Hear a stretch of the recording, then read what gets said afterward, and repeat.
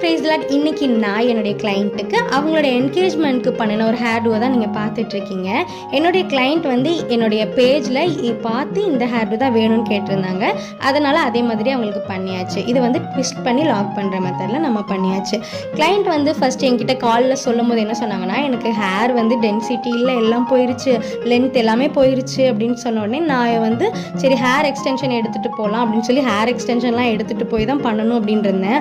அங்கே போய் பார்த்தப்புறம் தான் தெரிஞ்சுது நம்மளுடைய கிளைண்ட்டுக்கு நல்ல லாங் ஹேர், நல்ல டென்சிட்டியோடு இருந்தது.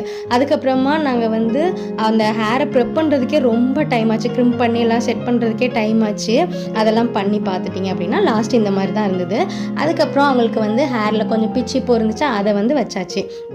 அதை வச்சதுக்கப்புறமா அதோடைய லுக்கே வந்து பார்க்குறதுக்கே ரொம்ப அழகாயிடுச்சு. இந்த சீசனில் மல்லிப்பூ இல்லை அந்த டைமில் அப்படின்றதுனால பிச்சிப்பூ இருந்துச்சு. அதை வைக்கும் போதும் பார்க்கவே ரொம்ப அழகாக இருந்துச்சு. சரி பூ மட்டும் வச்சா போதும், அதில் இன்னும் கொஞ்சம் அழகு சேர்க்கணும் அப்படின்றதுக்காக ஒரு ஹேர் செயின் வந்து அவங்க கிளைண்ட்டே வந்து வச்சுருந்தாங்க, எனக்கு இது வச்சு விடுங்க அப்படின்னு சொல்லிட்டு.